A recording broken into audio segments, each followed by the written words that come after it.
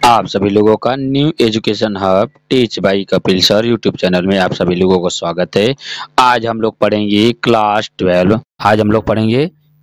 12 के बायोलॉजी। क्या है? क्लास 12 के बायोलॉजी का सेकेंड चैप्टर सेकेंड क्या है?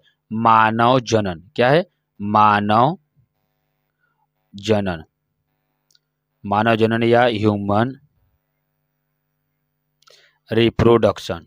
ह्यूमन रिप्रोडक्शन में जितने भी इम्पोर्टेंट क्वेश्चन में आने वाले जितने भी इम्पोर्टेंट क्वेश्चंस हैं जो आपके एग्जाम में टीजीटी पीजीटी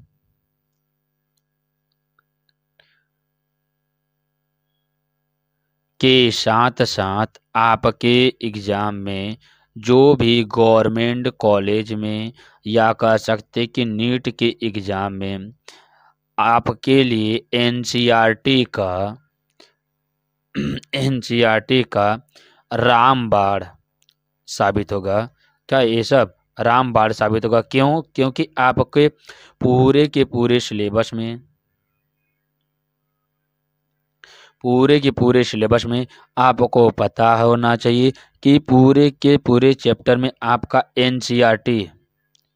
एनसीईआरटी पैटर्न के अकॉर्डिंग ही आपका एमसीक्यू आता है। तो इस आधार पर जितने भी एनसीईआरटी बुक पर आधारित जितने भी एमसीक्यू हैं सभी को हम एक एक कर लाते हैं और चैप्टर वाइज आपको मिलेगा। हर दिन एक चैप्टर मिलेगा। उसके बाद आपका क्लास 9 से क्लास 12 तक के सभी क्वेश्चन क्या है? क्लास 9 से 12 तक के सभी question chapter wise with solution दिया जाएगा, जिसमें से किसी भी प्रकार का आपका ऑब्जेक्टिव में किसी भी प्रकार का संशय या किसी प्रकार का डाउट नहीं बचेगा। तो इसलिए आप लोग पूरे के पूरे क्लास को शुरू से लेकर लास्ट तक देखा करिए। आपको कहीं पर भी किसी भी प्रकार का कन्फ्यूजन नहीं बचेगा। प्रत्येक दिन आपका एक नए चैप्टर व नए सिलेबस व नए पाठ्यक्रम के साथ हम लोग प्रतिदिन मिलते रहेंगे। सुबह 6 बजे प्रत्येक दिन आपका वीडियो अपलोड किया जाएगा और आप लोग सुबह 6 बजे आप लोग वीडियो देखने के लिए चैनल को लाइक कर लिया करिए। पहले सब्सक्राइब करिए। सब्सक्राइब को बेल आइकन को आप लोग प्रेस कर लीजिएगा क्योंकि नोटिफिकेशन आप तक पहुंच जाया करे। आज हम लोग पढ़ते हैं अब चैप्टर वाइज नंबर। पहला चैप्टर को अगर आप लोग नहीं देखे हैं तो उसको जाकर आप लोग प्लेलिस्ट में आप लोग जाकर उसको देख लीजिएगा, जिसमें पुष्पी पादपों के लैंगिक जनन के जितने भी इम्पोर्टेंट एमसीक्यू थे सभी को करा दिया गया है। आज हम लोग चलते हैं मानव जनन के जितने भी इम्पोर्टेंट एमसीक्यू हैं सभी को एक एक कर देखते हैं। चलते हैं क्वेश्चन नंबर 1 की ओर। क्वेश्चन नंबर 1 क्या कर रहा है? देखिए ध्यान से देखिए। क्वेश्चन नंबर 1, नर के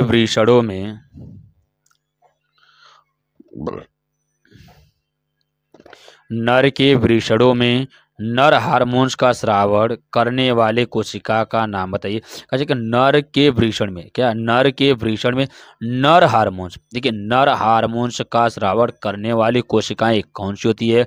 तो एक आ जाता है सर्टोली कोशिकाएं स्रावण नहीं करती है, पूर्व शुक्राणु नहीं करता, ये तो सभी नहीं होगा। तो कौन सा? अंतराली कोशिकाएं क्या करती है?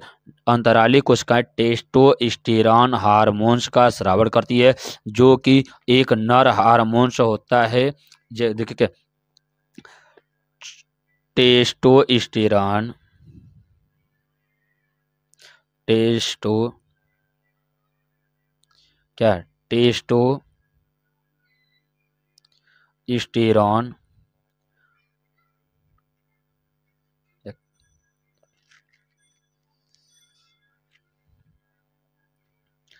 टेस्टोस्टेरॉन हार्मोन्स का स्रावण ये कहा जाता है वृषण के द्वारा किया जाता है। जो एक प्रकार का नर हार्मोन्स है, इसकी कोशिकाओं कहाँ पे बनती है? अंतराली कोशिका में बनती है, जहाँ से टेस्टोस्टेरोन हार्मोन्स का स्राव किया जाता है। तो क्वेश्चन नंबर 1 का क्या ऑप्शन नंबर बी हो जाता है। क्वेश्चन नंबर 2 पर चलते हैं। सर्टोली कोशिकाएं कहाँ उपस्थित होती है? तो सर्टोली कोशिकाएं, देखिए सर्टोली कोशिकाओं के द्वारा वृषण में शुक्राणु को पोषण प्रदान किया जाता है। तो सर्टोली कोशिकाओं कहाँ कहाँ पर उपस्थित होती है? ये वृषण में होती है। वृषण में करने का मतलब यहाँ पर है कि वृषण में शुक्राणु को क्या है?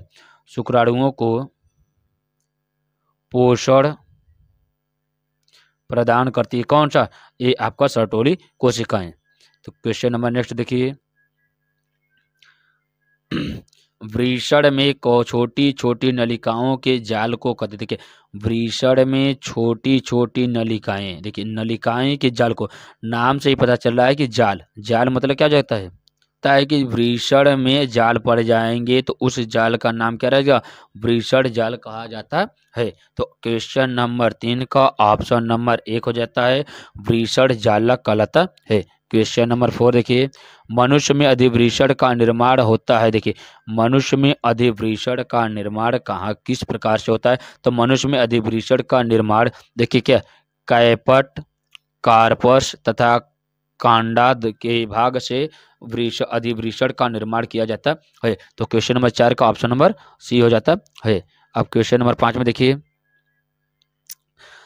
यदि पुरुष में शुक्रवाहिनियों को काट दे तो क्या होता है? देखिए पुरुष की शुक्रवाहिनियों को अगर काट देने पर शुक्राणु वृषण से, देखिए क्या, जैसे ही शुक्रवाहिनियों को काट दिया जाता है, देखिए मानव जनन तंत्र पर या मानव जनन तंत्र पर अगर आप लोग वीडियो नहीं देखे हैं तो पूरी क्लास को मानव के नर जनन तंत्र तथा मादा जनन तंत्र की क्लास को बिल्कुल विस्तार से आपको समझाया गया है। आप लोग के प्लेलिस्ट में वीडियो अपलोड किया गया है, उसको जाकर आप लोग देख लीजिएगा।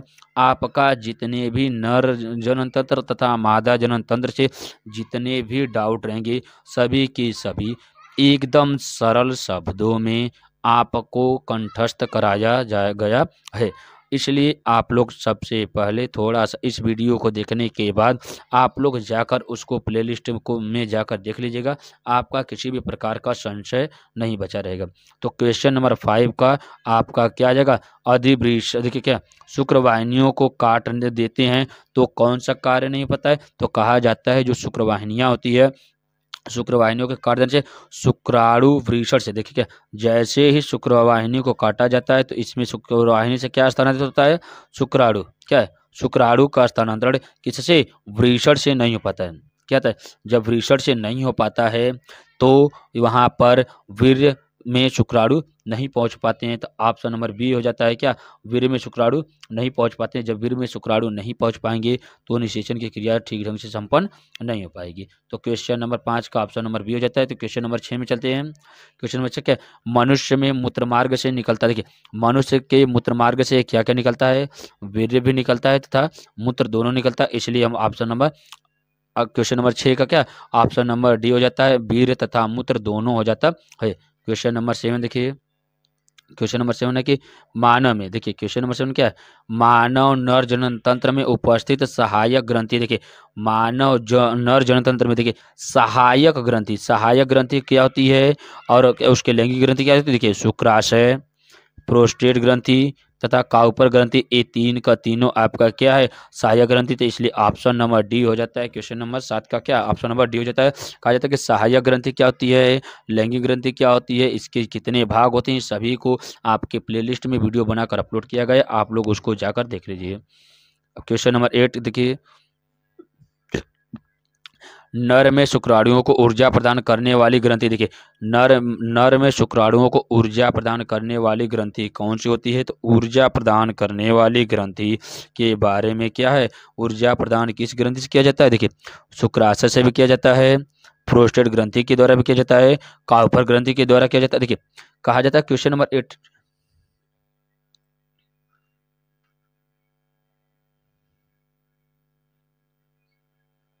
आपको सॉरी गलत हो गया कि प्रोस्टेट ग्रंथि के द्वारा नहीं किया जाता है, कॉपर ग्रंथि के द्वारा नहीं किया जाता है। आपका क्या जाता है, मनुष्य में शुक्राणुओं को ऊर्जा प्रदान करने का कार्य क्या जाता है, शुक्राशय का होता है। तो कहा जाता है कि शुक्राशय ग्रंथि के द्वारा मनुष्य के शुक्राणु को ऊर्जा प्रदान किया जाता है।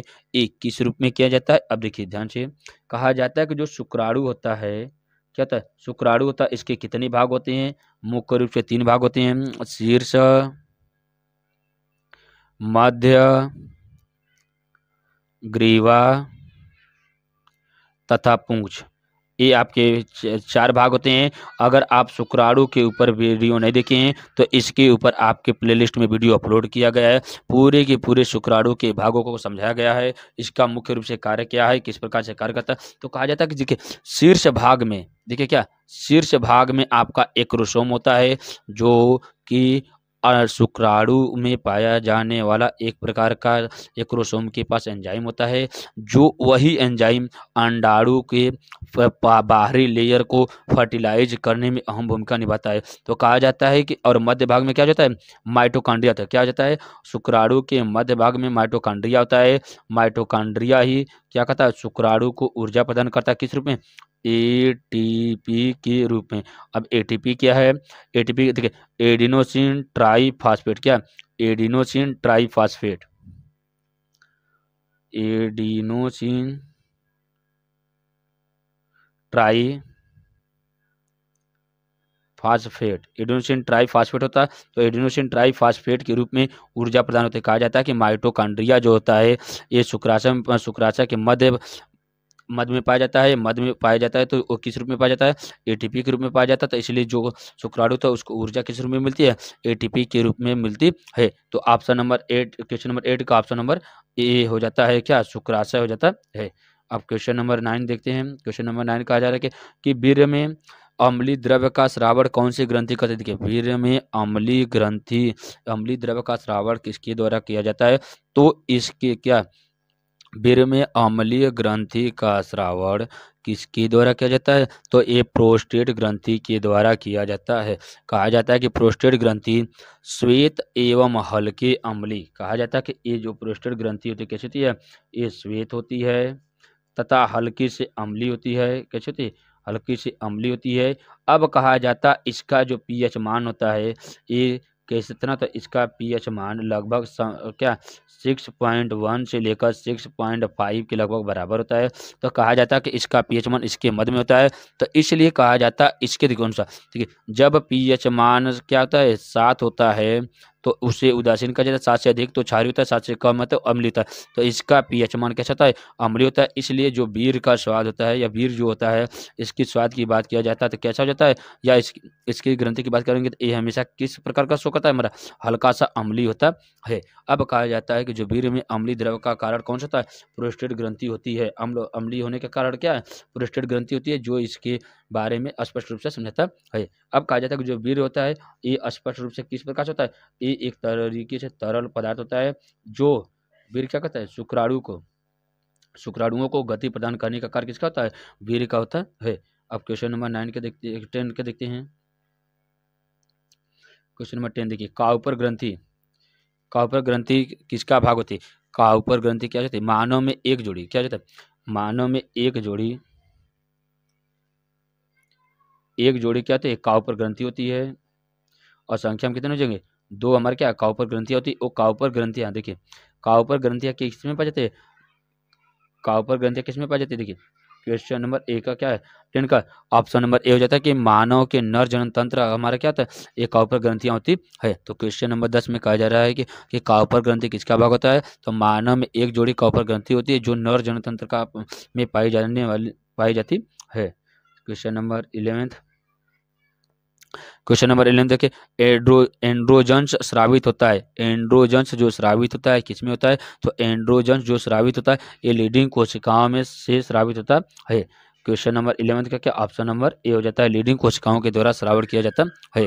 क्वेश्चन नंबर 12 देखिए, देखिए क्वेश्चन नंबर 12, यदि काउपर ग्रंथि को हटा दिया जाए तो क्या, यदि काउपर ग्रंथि को हटा दिया जाता है तो प्रभावित क्या होगा, यदि काउपर ग्रंथि को हटा दिया जाता है तो क्या प्रभाव पड़ेगा इसमें? शुक्र किसके ऊपर सबसे अधिक प्रभाव पड़ेगा? शुक्राणु के ऊपर प्रभाव पड़ता है। कहा जाता है कि इस ग्रंथि से स्रावित एक बूंद क्षारीय द्रव्य, क्या होता है? एक बूंद क्षारीय द्रव्य, देखिए क्या होता है, एक बूंद क्षारीय द्रव होता है,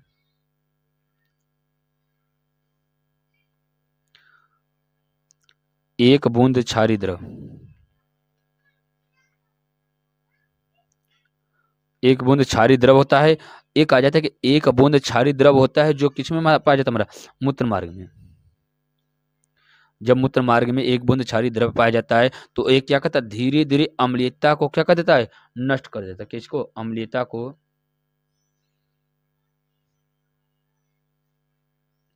क्या कहता है? अम्लीयता को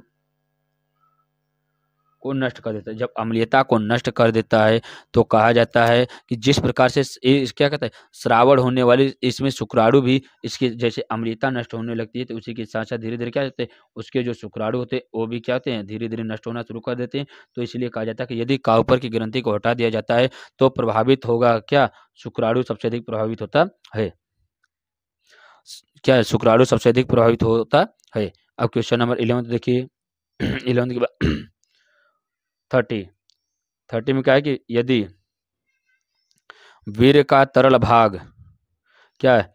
वीर्य का तरल भाग शुक्रिय द्रव निर्मित होता है। देखिए वीर्य का तरल भाग किसके द्वारा होता है? तो कहा देखिए इसमें क्या होता है, शुक्राशय होता है, प्रोस्टेट होता है, बल्बो यूरिथ्रल ग्रंथि होती है, लेकिन मूत्र मार्ग इसमें नहीं पाया जाता। तो कहा जाता है कि ऑप्शन 1 2 3, 1 2 3 किसमें? ऑप्शन नंबर बी में पाया जाता था। इसलिए क्या, वीर्य का जो तरल भाग होता है किसका बना होता है? वो शुक्राशय का बना होता है, प्रोस्टेट ग्रंथि का तथा बल्बो यूरिथ्रल ग्रंथि के द्वारा बना होता है। तो क्वेश्चन नंबर 30 का क्या ऑप्शन नंबर बी हो जाता है। तो 40 का देखिए, क्वेश्चन नंबर 40, निम्नलिखित में से कौन सी नर सहायक ग्रंथि नहीं है? तो कौन सी नर सहायक ग्रंथि नहीं? देखिए आपको शुक्राशय नर सहायक ग्रंथि है, प्रोस्टेट ग्रंथि ये नर सहायक ग्रंथि है, बल्बो यूरिथ्रल नर सहायक ग्रंथि, लेकिन एम्पुला तथा तुम्बिका ये आपका नर सहायक ग्रंथि ना होकर किसका है? ये मादा सहायक ग्रंथि होती है। इसलिए 14 का क्वेश्चन नंबर 14 का ऑप्शन बी हो जाता है, क्योंकि एम्पुला तथा तुम्बिका नर सहायक ग्रंथियां नहीं होती है।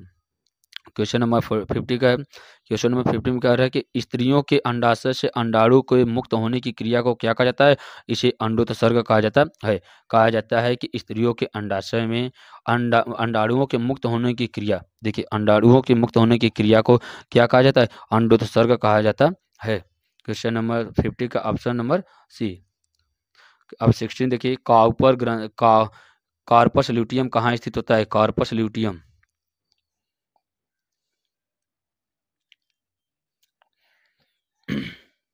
स्थित होता था, ये अंडाशय में स्थित होता था। कहा जाता है कि काउपर ल्यूटियम किस में पाया जाता है? मादा, मादा के किस में? अंडाशय में पाया जाता है। तो कहा जाता है कि क्वेश्चन नंबर 16 का क्या ऑप्शन नंबर सी हो जाता है कि कार्पस ल्यूटियम कहाँ स्थित होता है? तो ये अंडाशय में स्थित होता है। कि स्त्रियों में अंडोत्सर्ग के बाद ग्राफियन पुटिका के फट जाने पर कौन सी संरचना बनती है? तो कहा जाता है कि स्त्रियों में अंडोत्सर्ग के बाद ग्राफियन पुटिका के फट जाने पर कौन सी संरचना बनती है? तो ये आपका आ जाएगा कॉर्पस ल्यूटियम बनती है। क्वेश्चन नंबर 70 का कि यदि अंडोत्सर्ग के बाद ग्राफियन पुटिका एक पीली ग्रंथि रचना का निर्माण करती है जिसे कॉर्पस ल्यूटियम बन जाती है, इसी को कहा जाता है। क्वेश्चन नंबर 70 का ऑप्शन नंबर ए हो जाता है। तो आप चलते हैं क्वेश्चन नंबर 80 पर कि स्त्रियों में अंडोत्सर्ग नियंत्रित करता है। देखिए स्त्रियों में अंडोत्सर्ग होता है किसके द्वारा नियंत्रित किया जाता है? ए आपका ऑप्शन नंबर बी हो जाता है, FSH तथा LHS के द्वारा किया जाता है।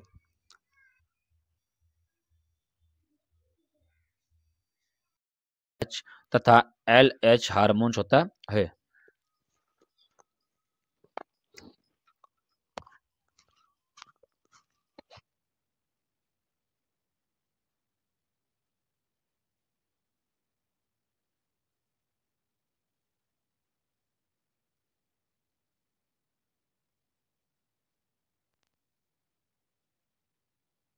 जो होता है जिसका नाम क्या है? पुट्टिका उद्दीपन हार्मोन्स। क्या है? पुट्टिका उद्दीपन हार्मोन्स, या तो कहा जाता है कि FSH हार्मोन्स का फुल फॉर्म क्या है? फॉलिकल हार्मोन्स होता है। क्या होता है? स्टिमुलेटिंग हार्मोन्स होता है।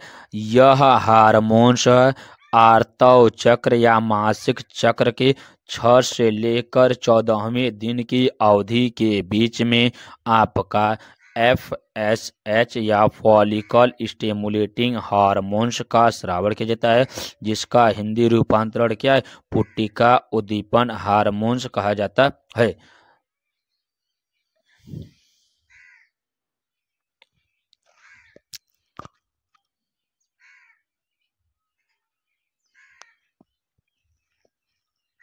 एच हार्मोन्स 6 से लेकर 12वें दिन के बीच में क्या होता है? धीरे धीरे वृद्धि करके अपनी पुट्टिकाओं को बढ़ा लेता है, जिसके कारण ये क्या होता है?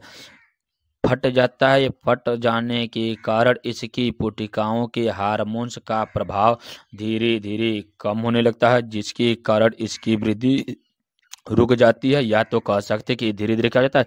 नष्ट हो जाता है। जैसे ही FSH हार्मोन्स का स्रावण धीरे धीरे बंद हो जाता है, तो उसी के समय दूसरा हार्मोन्स होता है जो पीयूष ग्रंथि के द्वारा ये भी स्रावित होता है। कौन सा? LH। अब LH का फुल फॉर्म क्या होता है? LH को कहा जाता है ल्यूटिनाइटिंग हार्मोन्स। क्या होता है? ल्यूटिनाइटिंग हार्मोन्स। क्या होता है? ल्यूटिनाइटिंग हार्मोन्स। क्या होता है? ल्यूटिनाइजिंग हार्मोन्स होता है। अब कहा जाता है कि जब धीरे धीरे पहला हमारा FSH हार्मोन्स धीरे धीरे 6ठे दिन धीरे धीरे क्या जाता है? वृद्धि कर का क्या क्रमशः वो फट जाता है। फट जाने के बाद वो नष्ट हो जाता है, तो उसी समय दूसरा हार्मोन स्रावित होता है पीयूष ग्रंथि के द्वारा, ल्यूटिनाइजिंग हार्मोन। ये धीरे धीरे इसकी मात्रा बढ़ने से ग्राफियन पुट्टिका से एंड्रोजन हार्मोन्स का स्रावर बढ़ जाता है। किसका? कौन सा हार्मोन? Androgen hormones. कौन सा हार्मोन? एंड्रोजन।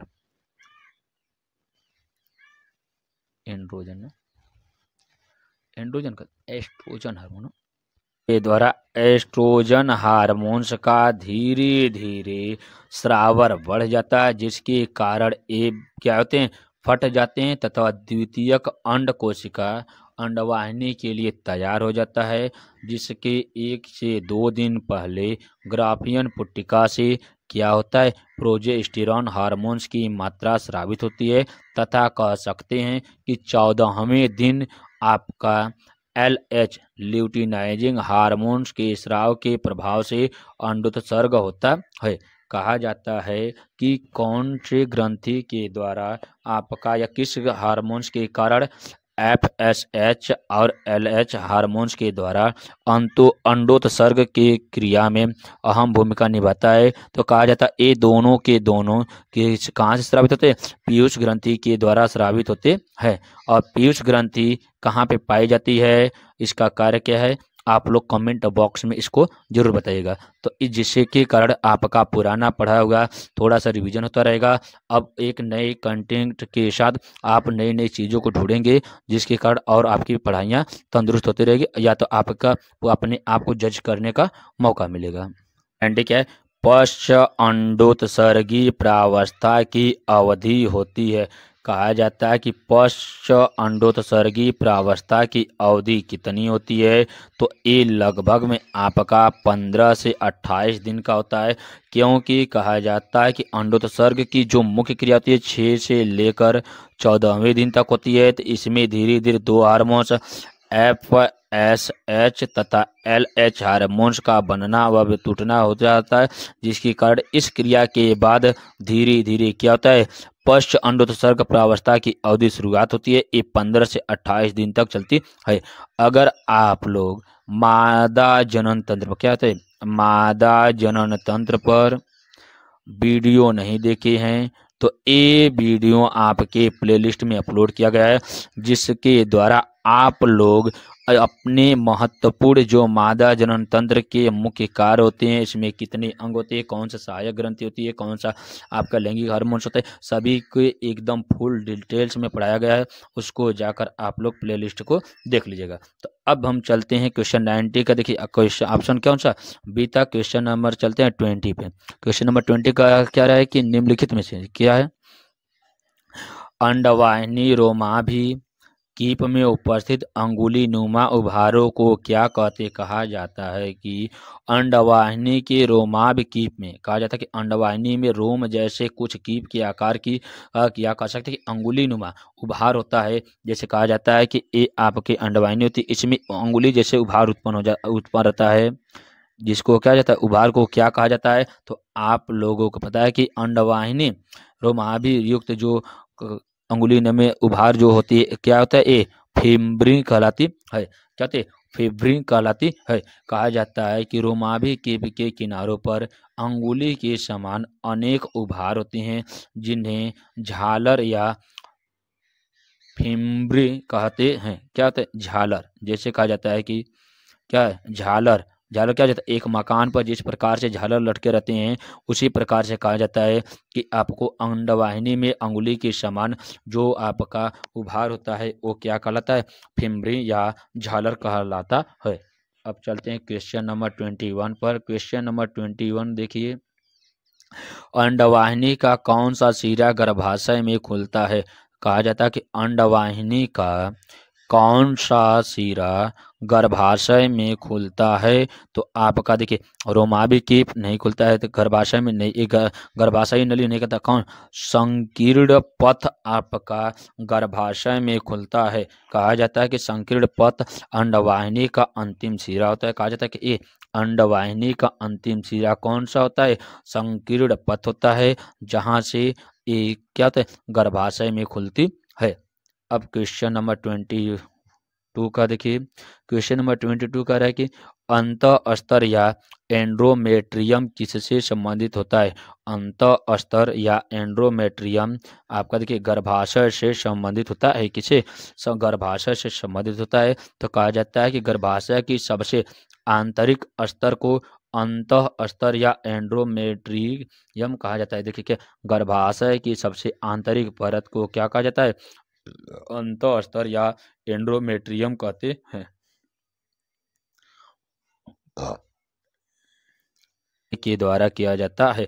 कहा जा रहा है कि निषेचित अंडे का जो परिवर्धन होता है गर्भाशय के द्वारा किया जाता है। तो कह सकते हैं कि इसमें निषेचन के बाद निषेचित अंड जिसे कहा जाता है, जब निषेचित अंड हो जाता है तो एक क्या कहलाता है, युग्मनज कहलाता है। क्या होता है, युग्मनज कहलाता है, युग्मनज, युग्मनज कहलाता है। अब देखिए कहा जाता है कि ये युग्मनज जो होता है ये गर्भाशय की ओर बढ़ता है, जहां इसका परिवर्धन होता है। कहा जाता है कि एक गर्भाशय की ओर धीरे धीरे बढ़ता रहता है, जहां पर इसका पूर्ण परिवर्धन किया जाता है। क्वेश्चन नंबर 24 की ओर चलते हैं। क्वेश्चन नंबर 24 क्या है, आपका वीडियो बहुत लंबा न चले, जिसके कारण आपके क्वेश्चन को आपको समझाते हुए बहुत फास्ट चला जा रहा है, क्योंकि आपका समय भी बहुत ही महत्वपूर्ण है।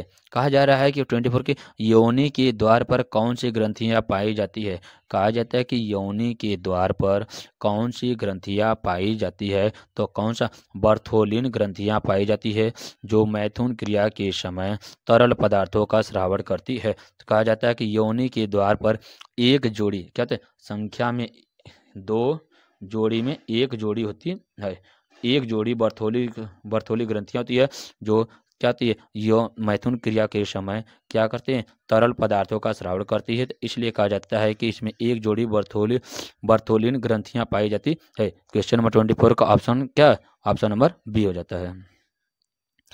क्वेश्चन नंबर 25 को देखिए। क्वेश्चन नंबर 25, स्तन ग्रंथि में उपस्थित पालिका में स्वतः दुग्ध ग्रंथियों को क्या कहते हैं। कहा जाता है कि स्तन ग्रंथियों में उपस्थित पालिका में स्थित दुग्ध ग्रंथि को क्या कहते हैं, कूपी, क्या कहता है, दुग्ध ग्रंथि को क्या कहा जाता है, कूपिकाएं कहा जाता है। कहा जाता है कि कोशिका स्तन की पालिका अंगुली के गुच्छों की भांति, कहा जाता है कि ये जो ग्रंथियां होती है अंगुली की भांति, जैसे कहा जाता है अंगुली की भांति, जैसे क्या धीरे धीरे ये क्या कई काफी झुंड में बड़े बटे होते हैं, तो कहा जाता है कि एक गुच्छे की भांति अनेक दुग्ध ग्रंथियां होती है जिन्हें कोशिकाएं कहा जाता है। कहा जाता है दुग्ध ग्रंथियों के द्वारा दुग्ध का स्राव होता है। एक किसमें होता है? मादा जनन, मादा अंग में होता है। अब जब मादा जनन में होता है तो कहा जाता है, देखिए मादा जनन तंत्र में होता है तो उसमें कौन सी भूमिका निभाता है? तो इसके झुंड को क्या कहा जाता है? कोशिकाएं कहा जाता है। कहा है। अब चलते हैं क्वेश्चन नंबर 26 की ओर। 26 क्या कह रहा है कि मादा, कि देखिए क्या है 26 में क्या है? मादा,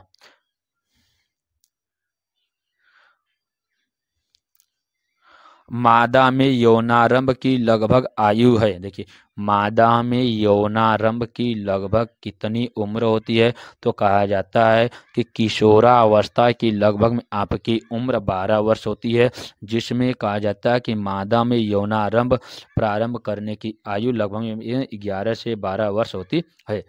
अब क्वेश्चन नंबर 26 के बाद 27, स्तनधारियों में ग्राफियन पुटिका के किस भाग से एस्ट्रोजन स्रावित होता है? कहा जा रहा है कि स्तन ग्रंथियों से देखिए स्तनधारियों में ग्राफियन पुटिका के किस भाग से एस्ट्रोजन स्रावित होता है? कहा जा रहा है कि देखिए क्वेश्चन क्या है, स्तनधारियों में ग्राफियन पुटिका के भाग, कहा जाता है स्तनधारियों में ग्राफियन पुटिका के किस भाग से एस्ट्रोजन स्रावित होता है? कहा जा सकता है, सिंपल सा समझिए कि स्तनधारियों में, स्तनधारी किसे कहा जाता है? कि ऐसे जीव जंतु जो बच्चे पैदा करते हैं उसे क्या कहा जाता है? स्तनधारी कहा जाता है। स्तनधारी बच्चे पैदा करने के साथ साथ उसमें क्या होता है? दुग्ध ग्रंथियां पाई जाती है। क्या होता है? दुग्ध ग्रंथियां पाई जाती है। अब देखिए कहा जाता है कि जो स्तनधारी होते हैं उसमें स्तन भी पाया जाता है, दुग्ध ग्रंथियां पाई जाती है। अब कहा जाता है उसमें जो एस्ट्रोजन स्रावित होता है वो किसके द्वारा किया जाता है? तो ये आपका ऑप्शन नंबर बी, क्या ऑप्शन नंबर बी, इंटरनल थीका से किया जाता है। कहा जाता है कि ग्राफियन पुटिका की आंतरिक भित्ति अंतरस्रावी ग्रंथि की भांति कार्य कर एस्ट्रोजन स्रावित करता है। कौन सा एस्ट्रोजन स्रावित करता है? तो ये कौन सा आता है? ऑप्शन नंबर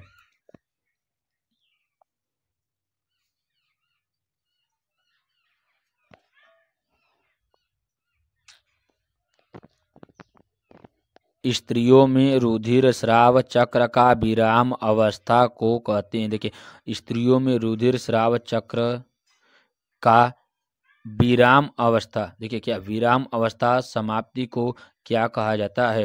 क्वेश्चन नंबर 28 का ऑप्शन नंबर सी क्या है? रजोनिवृत्ति कहा जाता है कि स्त्रियों में रुधिर स्राव चक्र का विराम अवस्था को क्या कहा जाता है? रजोनिवृत्ति कहा जाता है। स्त्रियों में आर्तक चक्र या जनन क्षमता की समाप्त होने को क्या रजोनिवृत्ति कहा जाता है। यह लगभग कब? लगभग में आपका 50 से 55, क्या है 50 से 55 वर्ष की आयु में होता है। कहा जाता है कि जब स्त्री के शरीर के अंदर आपका क्या किया जाता है? आर्तव चक्र या मासिक चक्र क्या हो जाता है? समाप्त हो जाता है, तो यही क्रिया रजोनिवृत्ति कहलाती है। यह लगभग में 55 से 50 साल की उम्र में ये समाप्त होती है, या कहा जाता है कि उस समय रजोनिवृत्ति की शुरुआत किया जाता है या प्रारंभ होता है।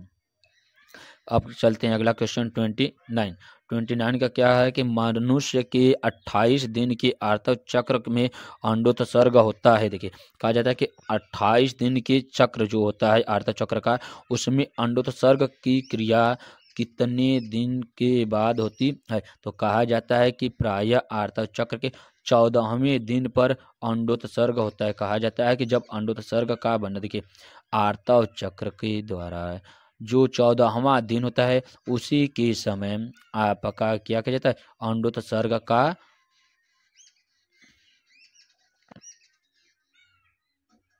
तो क्वेश्चन नंबर 30 के देखिए, क्वेश्चन नंबर 30 है कि मनुष्य में, देखिए क्या है, मनुष्य मादा के जन्म के समय, देखिए मनुष्य मादा के जन्म के समय उसके अंडाशय में 20 लाख अपरिपक्व अंड होते हैं। कहा जाता है कि मनुष्य मादा के जन्म के समय उसके अंडाशय में 20 लाख अपरिपक्व अंड होते हैं। इनमें से कितने अंडे मादा के संपूर्ण, देखिए इसमें से कितने अंडे मादा के संपूर्ण जननी काल में परिपक्वता को प्राप्त होती हैं। तो क्वेश्चन नंबर 30 का कहा जाता है कि स्त्री के प्रतिवर्ष, क्या कहता है, स्त्री के प्रतिवर्ष लगभग, देखिए आप इस थोड़ा सा दिमाग लगाएंगे आपको समझ में आ जाएगा। कहा जाता है कि 20 लाख लगभग में आपका अपरिपक्व अंड होते हैं। तो कहा जाता है कि मादा के शरीर में आपका नॉर्मल से अगर 28 से 30 दिन का जो चक्र चलता है उनका अर्थ चक्र का, उसमें कहा जाता है कि महीने में कितने दिन, एक लगभग में कितने 30 दिन, कितने 30 दिन रेशियो में हो जाएगा। अगर जब महीने में 30 दिन है तो साल में आपका पूरा का पूरा लगभग में आपका 12 से 13, क्या होता है, 12 से 13 अंडों का जीवन काल में ये क्या कहता है, उत्सर्जन किया जाता है। तो कहा जा रहा है कि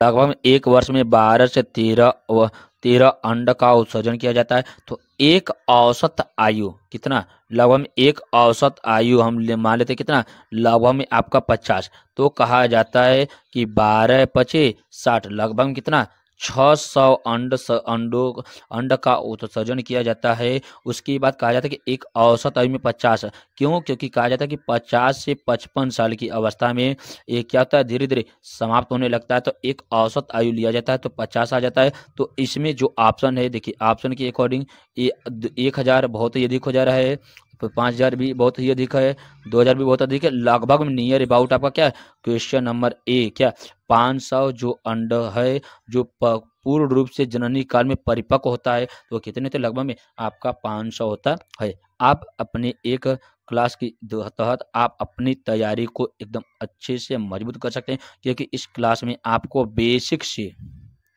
पूरा बेसिक से कॉन्सेप्ट सिखाया जाएगा। आपका केमिस्ट्री और बायोलॉजी के साथ साथ फिजिक्स, आपका 9th से 12th तक की सभी कक्षाएं आपको एक ही प्लेटफॉर्म पर सब कुछ आपको एकदम बेसिक से समझाते हुए चला जाएगा।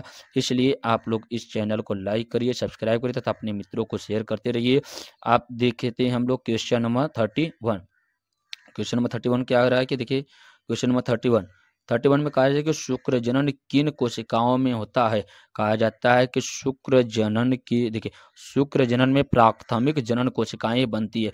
कहा जाता है कि जो शुक्र जनन में प्राथमिक जनन कोशिकाएं होती है किसके द्वारा होती है, शुक्र जनन की कोशिकाओं में क्या होता है, देखिए जननी उपकला होती है। कहा जाता है कोशिकाओं में जननी उपकला उत्तक पाई जाती है।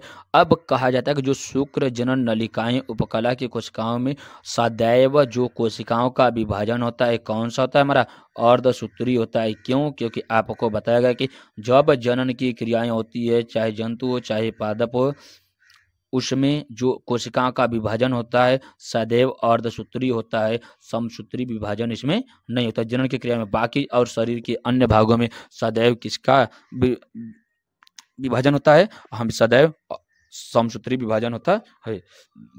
क्वेश्चन नंबर 32, क्वेश्चन नंबर 32 देखिए शुक्र जनन में प्राथमिक जनन कोशिकाएं बनती है। देखिए कहा जाता है कि शुक्र जनन में प्राथमिक जनन कोशिकाएं बनती है।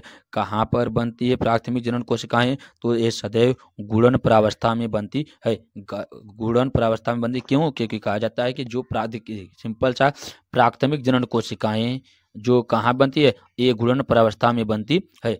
शुक्र जनन के समय प्राथमिक जनन कोशिकाएं सदैव गुणन प्रावस्था में बनती है। अब चलते हैं क्वेश्चन नंबर 33 का है। देखिए क्वेश्चन नंबर 33 क्या है कि शुक्र जनन की वृद्धि प्रावस्था के परिणाम स्वरूप बनने वाली कोशिकाएं होती है। बनने वाली कोशिकाएं किसमें, वृद्धि प्रावस्था के समय, जब शुक्र जनन की वृद्धि होती है तो उस समय क्या होती है, शुक्राणु कोशिकाएं बनती है। क्या होती है, शुक्राणु कोशिकाएं का निर्माण होती है। तो कह सकते हैं कि शुक्र जनन की वृद्धि प्रावस्था के परिणाम स्वरूप शुक्राणु कोशिकाएं बनती है। 33 का क्या ऑप्शन नंबर सी हो जाता है, शुक्राणु कोशिकाएं बनती है। क्वेश्चन नंबर 34 का क्या है? क्वेश्चन नंबर 34 देखिए, शुक्र जनन की प्रक्रिया के पश्चात, शुक्र जनन की प्रक्रिया के पश्चात कितनी अगुणित कोशिकाएं बनती है? देखिए, शुक्र जनन की प्रक्रिया के पश्चात कितनी अगुणित कोशिकाएं बनती है? तो जब शुक्र जनन की कोशिकाएं होती है उस समय जो अर्धसूत्री, देखिए अर्धसूत्री विभाजन होती है तो इस समय सदैव 4 कोशिकाएं बनती है। किसका होती है? शुक्र जनन में अर्धसूत्री विभाजन होता है। अब आप ही को यह भी बताया गया कि जब भी जनन की क्रियाएं होती है उसमें जो कोशिकाओं का विभाजन होता है सदैव अर्धसूत्री विभाजन होता है। तो इस आधार पर कहा जाएगा कि उसमें जो कोशिकाओं का निर्माण होता है ये कितनी होती है? ये अगुणित होती है, लेकिन कितनी? 4 होती है। और अर्धसूत्री मतलब एक कोशिका से 2 कोशिकाएं, फिर 2 से फिर कितने? 4 बनते हैं। इस प्रकार से के जो कोशिकाओं का विभाजन होता है अर्धसूत्री होता है, तो कहा जाता है 1 से अगुणित कोशिकाएं कितनी बनती है? 4 होती है। अब क्वेश्चन नंबर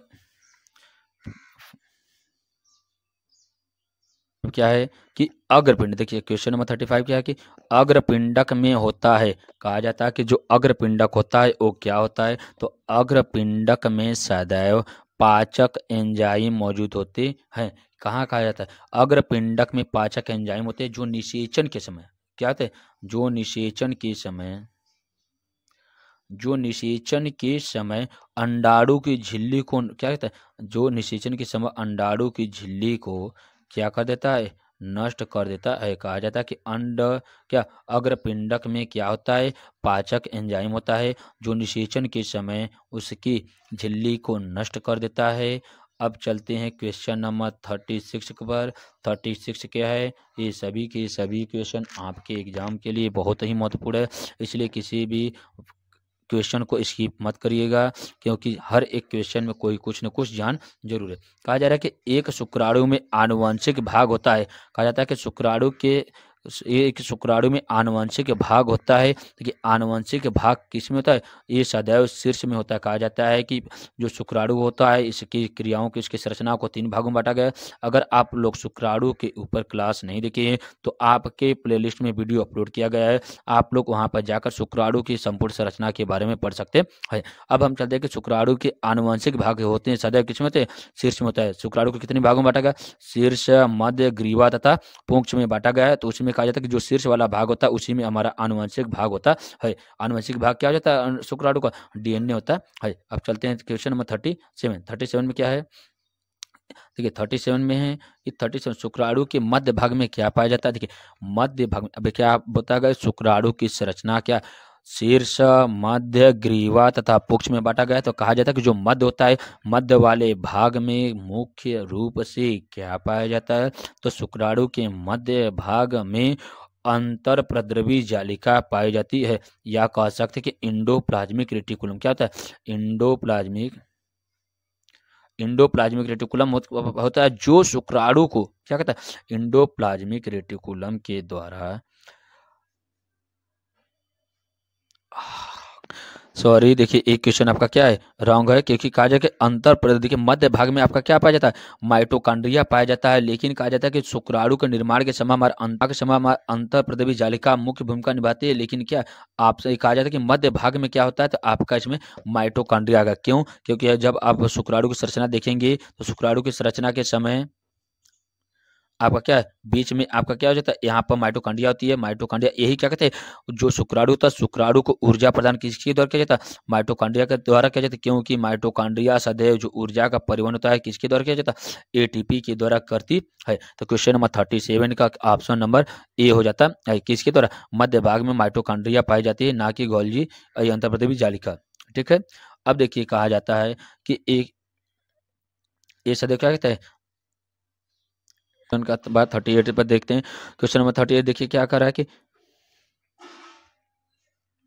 निम्न में से अंड जनन प्रक्रिया के चरण है। देखिए कहा जाता है कि अंड जनन प्रक्रिया के चरण क्या है? तो अंड जनन प्रक्रिया के चरण मुख्य रूप से क्या होते हैं? देखिए ए वृद्धि प्रावस्था है, गुणन प्रावस्था है, परिपक्व प्रावस्था। तो ये 3 का तीनों अवस्था होती है। तो कहा जाता है कि अंड जनन की प्रक्रिया में क्रमशः वृद्धि, गुणन तथा परिपक्वन अवस्था होती है। अब क्वेश्चन नंबर 39 की ओर चलते हैं। क्वेश्चन नंबर 39 क्या है कि निम्नलिखित में देखिए क्वेश्चन नंबर 39 क्या है कि ध्रुवीय कोशिकाओं का निर्माण किस प्रक्रिया में होता है?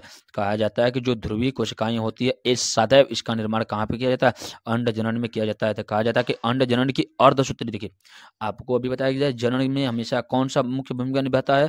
अर्धसूत्री विभाजन होता है। क्या होता है? अर्धसूत्री विभाजन। अर्धसूत्री विभाजन प्रक्रिया में पहले प्राथमिक ध्रुव कहा जाता है कि पहले प्राथमिक ध्रुव कोशिका तथा बाद में द्वितीयक ध्रुव कोशिकाएं बनती है। कहा जाता है कि अंड जनन की अर्धसूत्री विभाजन की प्रक्रिया में पहले प्राथमिक ध्रुवीय कोशिकाएं बनती है तथा बाद में द्वितीयक ध्रुव कोशिकाएं बनती है। अब चलते हैं क्वेश्चन नंबर 39 पर। 39 के बाद क्या 40 पर। अब देखिए 40 क्वेश्चन नंबर क्या कर रहा है? 40 देखिए क्या है कि अंड जनन में प्रथम अंडा अर्धसूत्री विभाजन होता है। कहा जाता है कि अंड जनन में प्रथम अर्धसूत्री विभाजन होता है। अभी बताया गया कि प्राथमिक अंड कोशिका में होता है। अंड जनन में प्राथमिक अंड कोशिका में अर्धसूत्री विभाजन होता है। कहा जाता है कि जब भी अंड जनन की बात किया जाएगा उसमें प्रथम अर्धसूत्री विभाजन कहाँ पे किया जाता है? प्राथमिक अंड कोशिका में होता है। इस प्रकार से आपके लगभग में एक के सभी क्वेश्चन आपके एग्जाम पॉइंट ऑफ व्यू से मोस्ट इंपॉर्टेंट होते हैं। अब आगे क्वेश्चन नंबर देखते हैं 40 के बाद।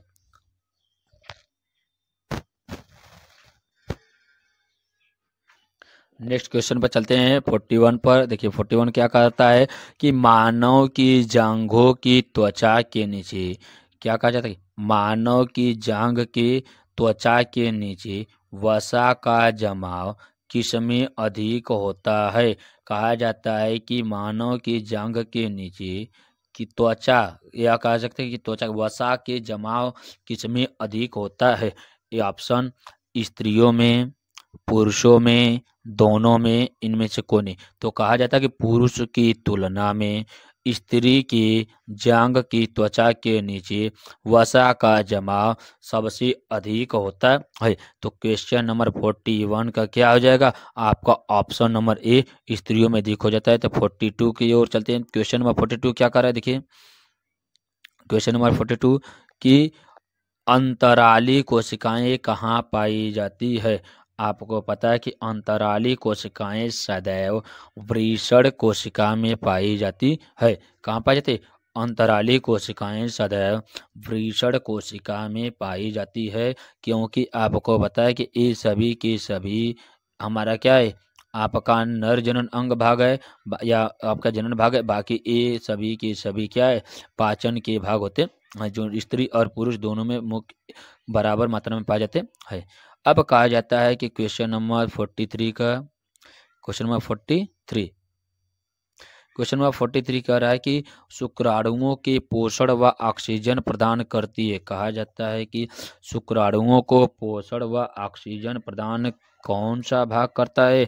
तो आपका बताया गया है कि जो शुक्राणुओं को पोषण व ऑक्सीजन प्रदान करने का मुख्य भूमिका किसकी होती है?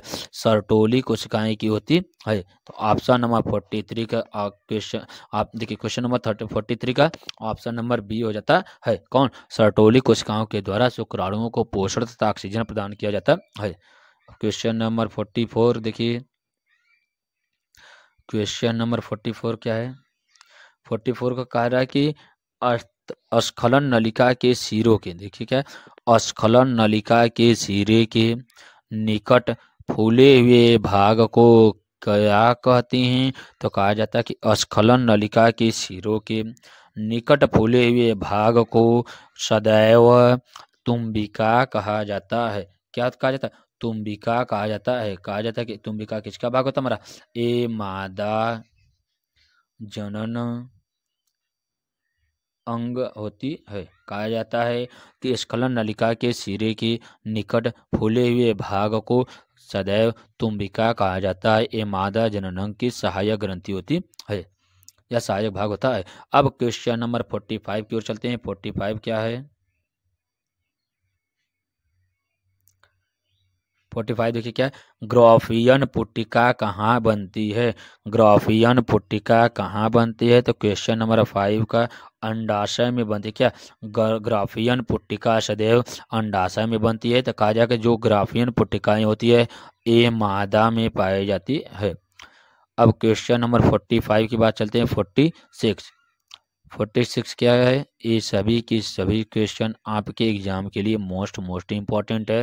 देखिए क्या, कॉर्पस ल्यूटियम का निर्माण किससे होता है?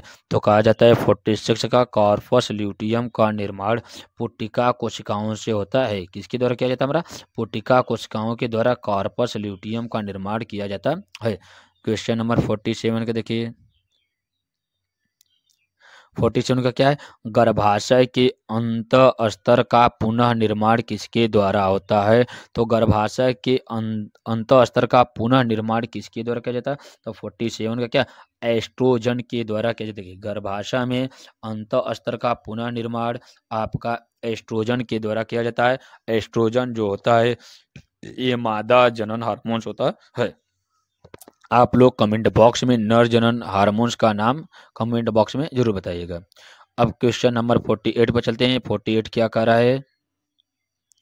48 में कह रहा है कि देखिए क्वेश्चन नंबर 48 क्या है कि स्त्रियों का भग, देखिए क्या, स्त्रियों का भग शिश्न होता है। कहा जाता है स्त्रियों का भग शिश्न होता है।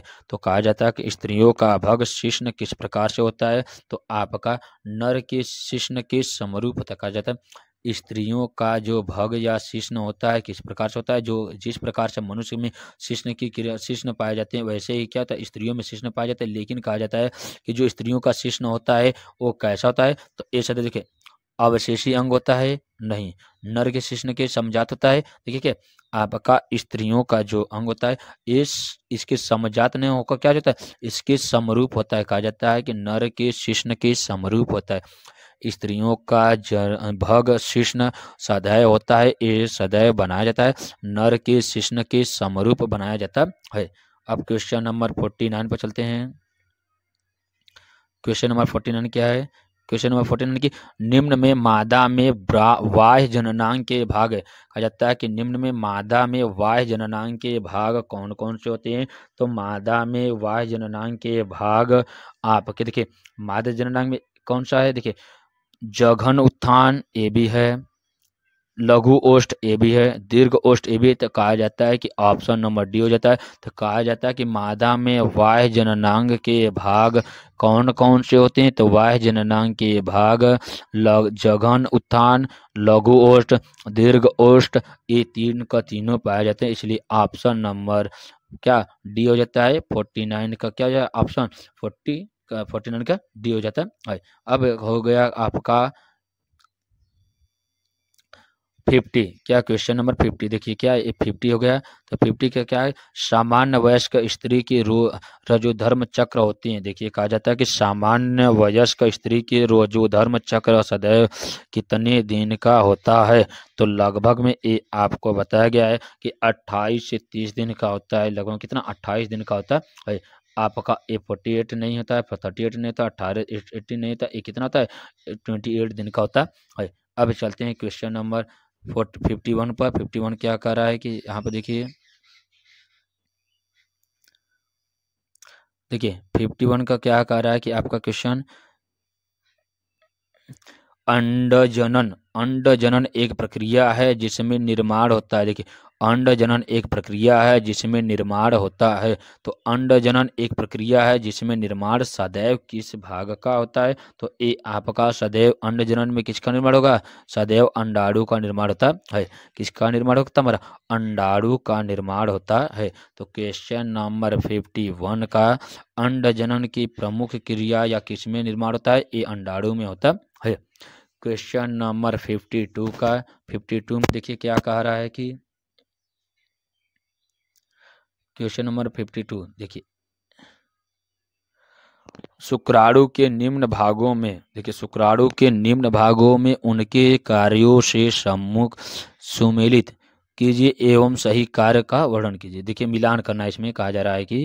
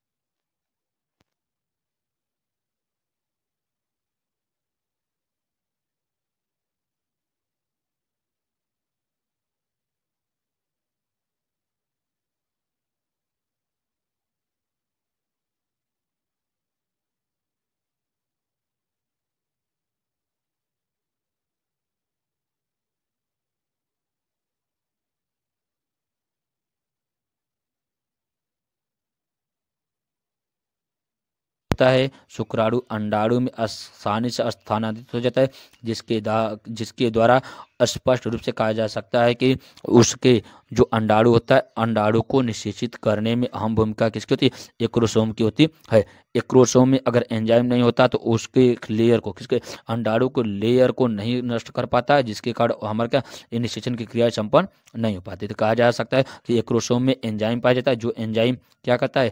निषेचन के समय शुक्राणु का अंडाणु से निषेचित करने में अहम भूमिका निभाता है। तो क्वेश्चन नंबर एक्रोसोम का क्या एंजाइम हो जाता है। अब आ गया ऑप्शन नंबर डी, क्या है? पूंछ। पूंछ का क्या होता है? देखिए क्या पूंछ में क्या सदैव पाया जाता है? ये शुक्राणु को गतिशीलता प्रदान करता है। क्या जाता है? एक शुक्राणु को गतिशीलता प्रदान करता है। तो ऑप्शन नंबर एक, देखिए ए का क्या है? ऑप्शन 4, ए का 4, बी का, देखिए बी का किस में? देखिए ए का 4, बी का देखिए आपका ऊर्जा, मतलब आपका तीसरा, बी का तीसरा, फिर सी का किस में? पहला, और डी का आप देख रहे हैं दूसरा। तो कहा जाता है कि 4 3 1 2, क्या हो जाता है? 4 3 1 2। अब ऑप्शन नंबर देखिए 4 3 1 2 कहाँ पे है? देखिए इसमें 2 4 1 1 गलत, 4 3 2 1 2 क्या है? 4 3 1 2 आपका ऑप्शन नंबर बी हो जाता है। इस प्रकार से आपके कितने लगभग में 52 क्वेश्चन आपके कंप्लीट होते हैं। अब कहा जाता है कि इसके जितने भी क्वेश्चन हैं सभी एनसीईआरटी पर आधारित एमसीक्यू हैं। ये आपके एग्जाम पॉइंट ऑफ व्यू से मोस्ट इम्पॉर्टेंट है, क्योंकि आने वाले आगे जितने भी कॉम्पिटिटिव एग्जाम होते हैं सभी के लिए भी ये इम्पोर्टेंट है। आपके नीट के एग्जाम के लिए तो बहुत ही बेनिफिशियल है, क्योंकि ऐसे क्वेश्चन ही आपके नीट में क्या कहा जाके अगर आपके एग्जाम में तो 60 नंबर में से आप देखिए 720 नंबर में से आपका 360 नंबर सिर्फ बायो से आता है, बाकी आपका 180 और 180 नंबर में कौन कौन से होते हैं? ये फिजिक्स और केमिस्ट्री होते हैं। तो इस दोनों मिलाकर 720 नंबर होता है। आप लोग देख रहे हैं कि इस प्रकार से आप अपने आप को चैप्टर वाइज अपने आप को सॉल्यूशन देखकर जज कर सकते हैं कि आपको इसमें से आप लोग ये बताइएगा कि आपको 52 में से कितने क्वेश्चन के आंसर आपको खुद से आता है। अगर आ रहा है तो अपने नंबर को सही से बताइएगा, क्योंकि ये जो क्वेश्चन कराया जा रहा है उसमें आप लोग ध्यान से देखा करिए कि अगर जो क्वेश्चन नहीं आता है तो उसके ऊपर आप लोग कंप्लीट वीडियो देखकर उस कन्फ्यूजन को क्लियर कर लीजिएगा, जिसके कारण किसी भी प्रकार का कन्फ्यूजन में आप लोग नहीं रहिएगा। और ऐसे ही वीडियो देखने के लिए चैनल को लाइक कर लिया करिए, सब्सक्राइब करिए तथा अपने मित्रों को शेयर कर दिया करिए, क्योंकि यहाँ पर आपको बोर्ड एग्जाम के साथ साथ आपको बेसिक एनसीईआरटी क्या होता है? आपको बेसिक एनसीईआरटी फुल डिटेल्स में, क्या बेसिक एनसीईआरटी जो क्लासेस होती है, बेसिक जो एनसीईआरटी होती है फुल सॉल्यूशन के साथ साथ उसका एमसीक्यू जरूर करा जाएगा। एमसीक्यू करने से आपको आगे कंपटीशन में आने वाले जितने भी क्वेश्चन रहेंगे उसको आप अपने आप को जज कर सकते हैं। इस प्रकार से आप लोगों को पूरा के पूरे क्वेश्चन कराए जाएंगे। क्लास अच्छी लग रही है तो लाइक करिए, सब्सक्राइब करिए तथा अपने मित्रों को शेयर करिए। धन्यवाद।